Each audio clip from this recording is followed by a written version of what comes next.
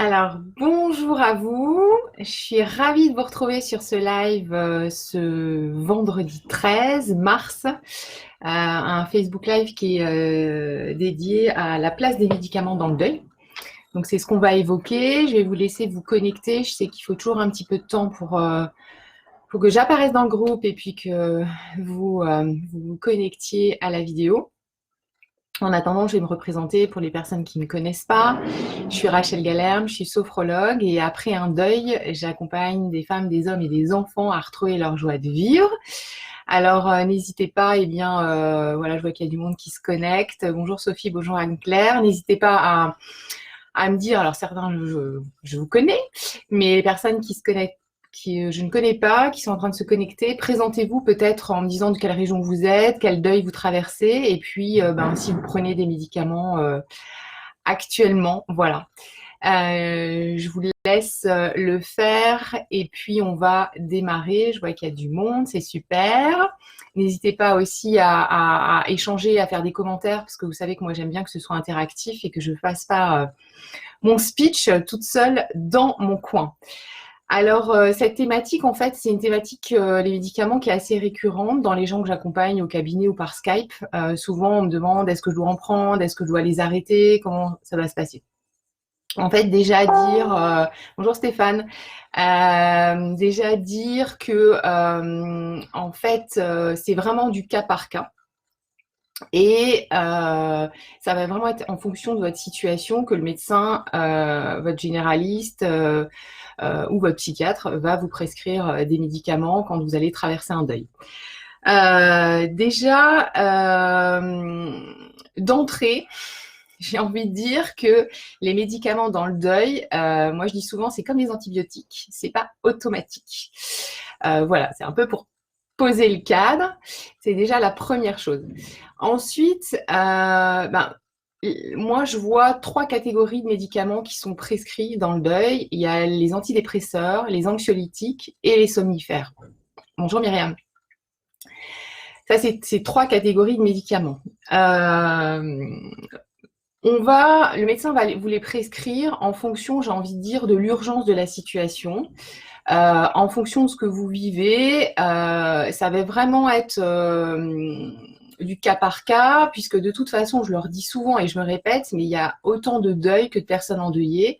Et moi, dans mes vidéos, je donne des grandes pistes, je partage des choses. Des fois, on me dit, mais ça, Rachel, tu dis ça, mais moi, je le vis pas comme ça et tout. Et c'est OK. Voilà, c'est d'où l'intérêt d'échanger et de partager et que vous fassiez des commentaires pour montrer aussi qu'on ne ressent pas toujours tous les mêmes choses. Il y a des grands points communs, mais il y a des choses assez différentes aussi en fonction des situations. Donc, la première catégorie de médicaments, c'est... bonjour Emmanuel. La première catégorie de médicaments, c'est les anxiolytiques. Alors, j'en ai noté quelques-uns, ça vous parlera peut-être. Moi, j'entends parler du Tranxène, du Lysanxia. Les personnes prennent aussi des fois du Lexomil, du Xanax, ça peut être du Valium. Ils sont prescrits, les anxiolytiques, pour calmer l'anxiété et l'angoisse. Parfois, le médecin peut les prescrire aussi pour des problèmes de sommeil. Ensuite, il y a les somnifères. Donc, je m'étais noté aussi quelques noms. Là, il y a Imovan, Noctamide, enfin, il y en a plein, hein, qui peuvent être bénéfiques pour récupérer un sommeil de qualité. Parce que, je le dis et je le redis, le deuil, ça a un impact très fort sur notre corps. Et donc, on peut se sentir vraiment épuisé et c'est normal. C'est les effets aussi du deuil sur notre corps. Donc, d'où l'intérêt d'avoir un sommeil vraiment réparateur.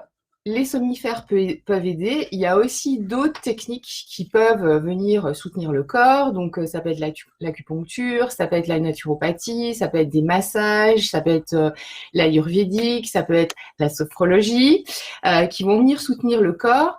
L'avantage de toutes ces techniques, c'est que vraiment, ça n'a pas d'effet secondaire. Donc, c'est quand même, sur le corps, c'est quand même hyper intéressant.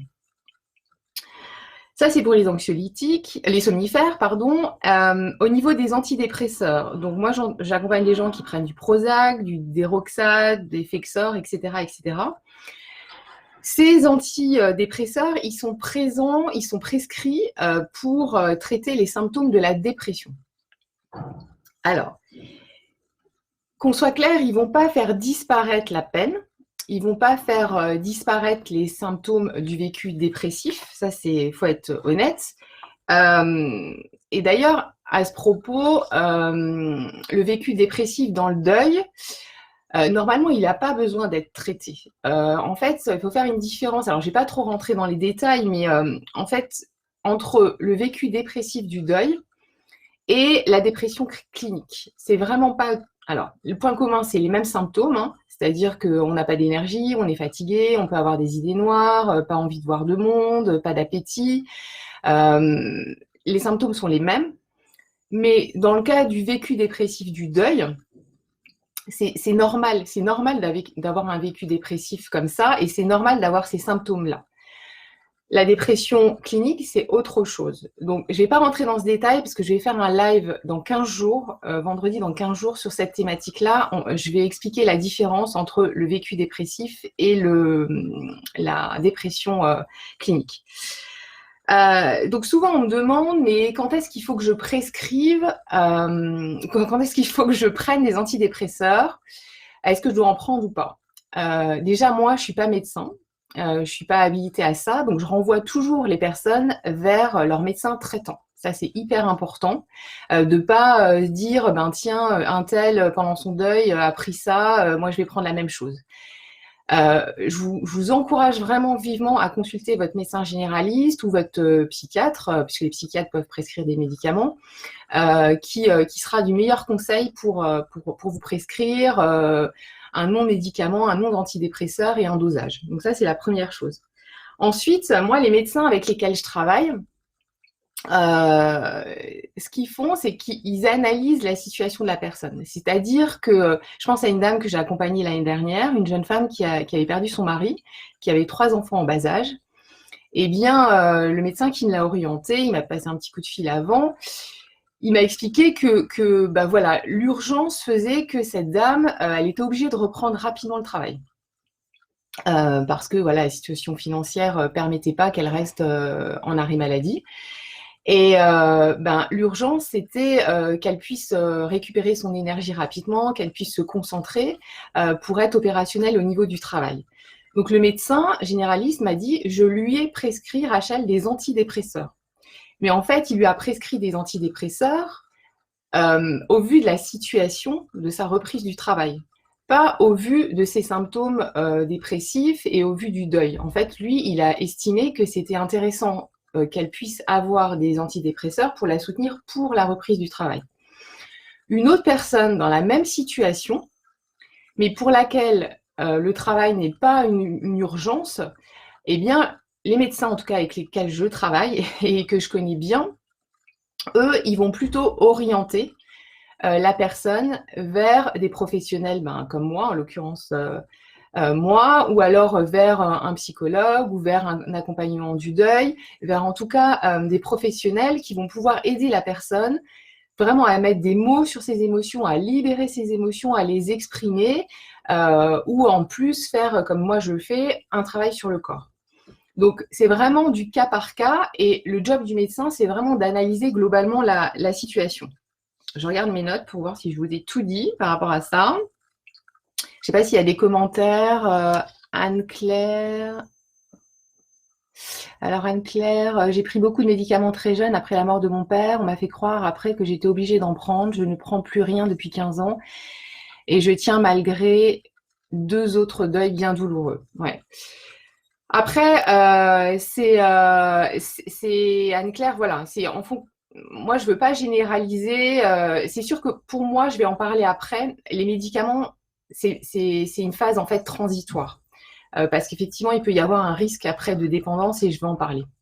Emmanuel, il y a aussi l'hypnose. Ouais, tout à fait d'accord avec toi, il y a aussi l'hypnose. Il y a plein de techniques, hein, bien sûr. Moi, je parle de ma technique à moi, bien sûr, c'est normal. Mais il y a plein de techniques, en tout cas, pour accompagner, ça c'est clair. Et vous allez vous orienter en fonction de ce qui vous parle et du professionnel avec qui ça match et en qui vous avez confiance. Donc... On me demande aussi si les antidépresseurs viennent freiner le processus du deuil.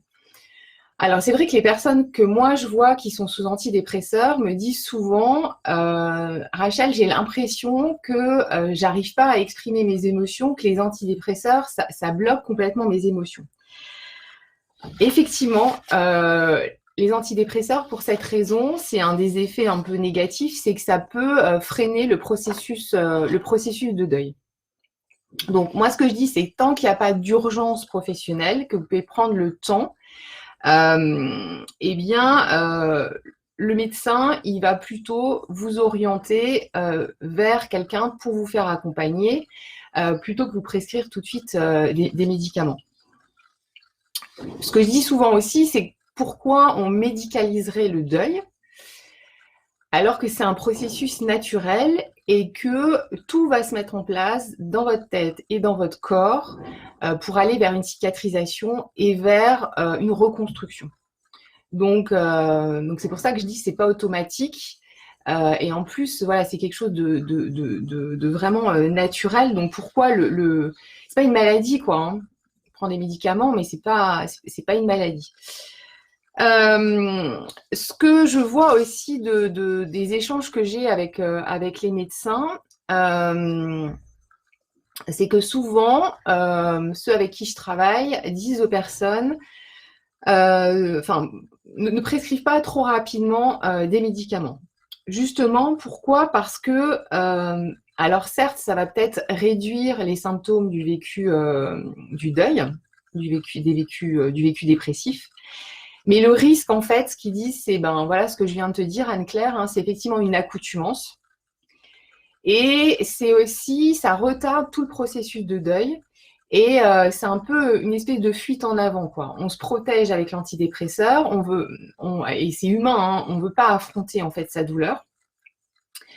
Mais en fait, il y a bien un moment où c'est un passage obligé, en fait. On va devoir rentrer en contact avec sa douleur. Et c'est un premier pas aussi vers l'acceptation de ses émotions, de rentrer en contact avec sa douleur. Certaines personnes disent, c'est un peu, j'ai dû rentrer dans un espèce de tunnel là au niveau de mes émotions. Alors moi le tunnel, bon moi ça me parle pas parce que je trouve que ça ressemble plus à des boyaux parce que c'est tout tordu et c'est pas très c'est pas très agréable hein, de rentrer, de vivre ses émotions. Mais en tout cas, c'est une étape qui est indispensable pour avancer. Et c'est aussi le chemin, j'ai envie de dire, de la guérison, quoi. Donc oui, c'est une étape indispensable. C'est une étape qui est inconfortable, mais qui est vraiment salutaire. Ce qui fait que j'ai un peu perdu le fil. Du coup, les médecins souvent ne prescrivent pas de médicaments, d'antidépresseurs dans les premières semaines, les premiers mois, parce que justement, ça bloque complètement les émotions. Ils vont plutôt prescrire un anxiolytique assez léger, on va dire. Et ils vont surtout vous encourager à exprimer vos émotions, à vous rapprocher d'un groupe d'endeuillés, d'une association de professionnels qui accompagnent sur le deuil. Voilà ce que je voulais vous partager ce matin. En résumé, donc, les médicaments dans le deuil, c'est pas automatique. C'est vraiment du cas par cas. Prenez le temps d'en échanger, d'en discuter avec votre médecin, avec les médecins qui vous accompagnent. Ça, c'est la première chose. Puisque, en fait, en règle générale, en tout cas ceux que je connais, ils ont vraiment une approche globale. C'est-à-dire que certes, peut-être qu'ils vont, si ils estiment qu'il y a un besoin, vous prescrire des médicaments, mais en plus, ils vont vous orienter vers un professionnel pour exprimer vos émotions. Et c'est en ça que la place des médicaments, elle a un intérêt, c'est parce qu'elle va être dans une prise en charge complètement globale. Donc ça, c'est ce qui me semble vraiment le plus important. Et avec un médecin, alors c'est bien évident, qui est dans l'écoute et dans le partage et qui va pouvoir prendre le temps de vous écouter et de voir dans quel besoin vous êtes actuellement. Voilà ce que je voulais vous partager. Je ne sais pas s'il y a des retours, des commentaires. Je sais qu'il faut toujours un petit peu de temps. Stéphane, tu dis les antidépresseurs ne sont effectivement souvent qu'un pansement et attention à les sevrer très progressivement. Ouais, ça c'est vrai, tu as raison, je l'ai pas dit, je te remercie. C'est que soit il y a des personnes qui me disent ben ça y est, je vais tout arrêter, j'arrête demain. En fait, c'est vraiment pas conseillé du tout. Moi, c'est ce que je dis aux personnes. Retournez voir votre médecin généraliste et lui, il va vous aider à réduire progressivement, tranquillement, ou il va vous prescrire peut-être quelque chose de moins dosé. Mais en tout cas, il va vous aider à réduire et il va aussi voir avec vous si c'est le moment, si c'est pas le moment. Parce que des fois, on se dit ça va mieux, j'arrête. Mais c'est intéressant d'en discuter aussi avec lui parce que c'est lui qui pourra vous dire si c'est OK ou pas, quoi. C'est vraiment un travail à faire ensemble, quoi, hein. C'est une collaboration, donc n'hésitez pas à aller le voir et surtout pas arrêter. Effectivement, Stéphane, tu as raison, du jour au lendemain. Je regarde. D'autres choses. J'attends encore quelques minutes.